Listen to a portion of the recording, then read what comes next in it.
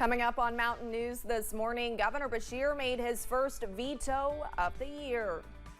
And we'll take a look at a hero who saved the day at Clark Memorial Bridge in Louisville. Dedicated to Eastern and Southern Kentucky, this is WYMT Mountain News This Morning. Good morning, I'm Olivia Calfee. We are coming up on 5 a.m. on Wednesday, March 6th. Now let's send it over to meteorologist Tim Drawbridge for a look at your forecast this morning. Good morning, Olivia, and good morning, everyone. I think one word will sum it up: wet. As we look outside, first our weather headlines. You know what? Hold on a second. We'll look outside, check out the web camera from atop the building. It should be able to go backwards. Here we go.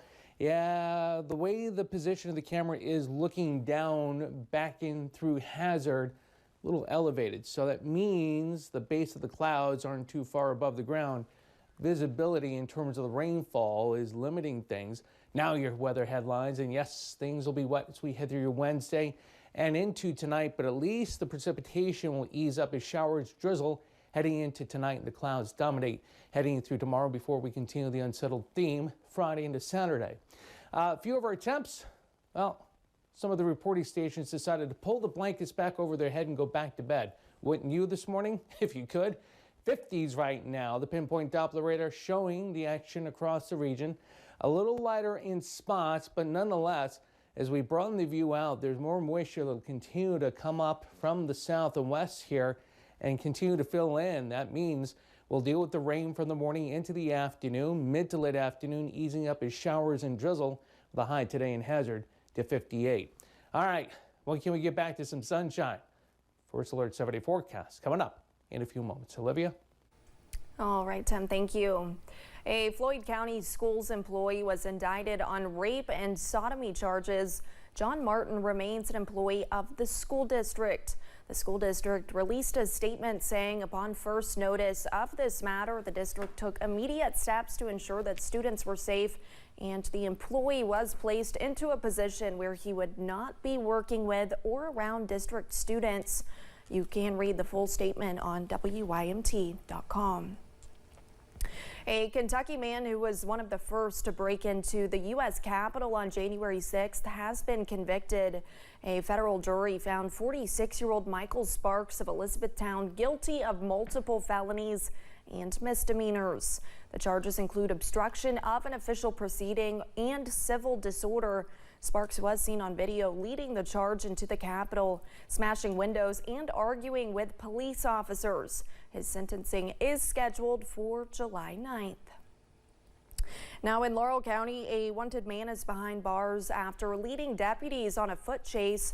Deputies arrested 28-year-old Logan Titchener Monday night. He was wanted on an outstanding warrant after failing to appear in court for OWI charges. Deputies tracked him to a house off Copley Road, and when he saw them, he ran out the back door. He was taken into custody after a short chase and a brief struggle. Titchener is now charged with fleeing or evading police and resisting arrest. Also in Laurel County, a man is facing charges after police found more than 2.5 pounds of meth. Deputies arrested 38-year-old Brandon Bussell last week. After police responded to a crash, they found meth, Suboxone, and a handgun on Bussell. He was taken to the Laurel County Correctional Center. Tuesday, Governor Andy Beshear issued his first veto of the legislative session. In Louisville, he vetoed a bill that he says will make it harder for many Kentuckians to access affordable housing. House Bill 18 would prohibit governments from adopting or enforcing ordinances that would prohibit landlords from refusing to rent or lease to a person who is receiving federal housing assistance. Lexington passed a similar measure this month. Democrats have been outspoken against House Bill 18, arguing it could lead to discrimination against vulnerable people who need housing. We should never make it harder for someone to obtain a roof over their head, a safe place to call home, and that's exactly what this bill tries to do. Now the bill heads back to the General Assembly, where the Republican supermajority will decide if they want to override the governor's veto.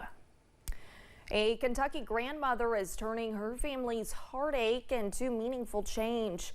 House Bill 682 creates an alert system requiring law enforcement to notify the public when children with special needs go missing and are in danger.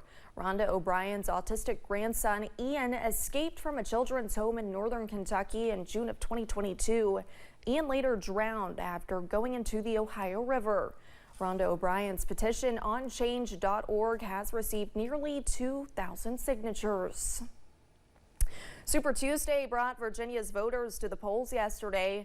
Poll workers in Wise County say they were unsure what to expect for the voter turnout for the presidential primary.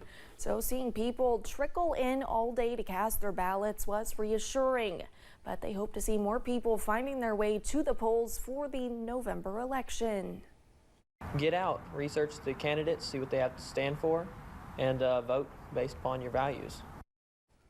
Kentucky's primary election is May 21st. The last day to register to vote in that primary is April 22nd. Louisville firefighter Bryce Carden is being praised as a hero for his daring rescue on the Clark Memorial Bridge on Friday. The video of it went viral, and his story is being shared across the country. We've also learned Carden has an Eastern Kentucky connection as he studied and played baseball at the University of Pikeville. Carden talked to Sean with our sister station Wave about how crazy the last few days have been. I'm the guy in the back. I start throwing my harness on. I'm getting my mind right. Bryce Carden's orders from his captain were simple. He turns back and he says, "Hey, it's you, get your mind right." And I said, "Yes, sir." It's something they've trained for, but nothing any current firefighter in Louisville has ever seen. You got to really slow it down, get a mental checklist in your mind of what you need to do to be successful. On his way down to this semi, dangling off the 2nd Street Bridge, the driver still inside, Carden thought about his checklist. He'd forgotten to grab his knife, but he had another, one he just happened to have been gifted from a training session. Just a free knife from LG&E. He was able to cut the driver free from her seatbelt. Whenever I made contact with her, she was just praising God. She said, "Thank God, thank God." And I was like, "It's awesome I'm here, but we're not done yet." I was like, "I need your help." Carden says he and the driver worked together and prayed together to get her free. Now that he's back up on solid ground, he's experienced somewhat of a newfound fame and is embracing it. You want to take a picture? Oh, take it together. Here, you want to take one together? Yeah. Carden's getting noticed. People want to meet him. It's not the first time, though, that he's been a hero.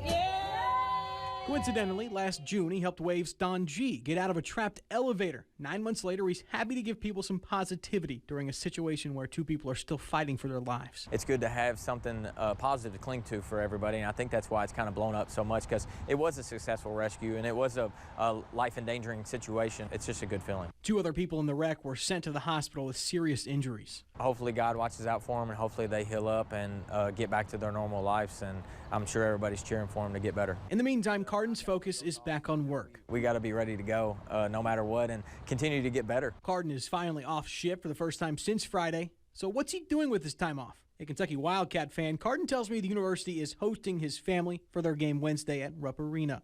In Louisville, Sean Bowdy, Wave News. That is an incredible story. And thanks for getting your day started with us here on Mountain News this morning. When we return, we'll take a look at some of the riskiest scams and what they do to look lucrative from the outside. And the pinpoint Doppler radar active this morning. How long will it show a lot of green for you today? We'll let you know. First Alert 7-day forecast coming up right after this.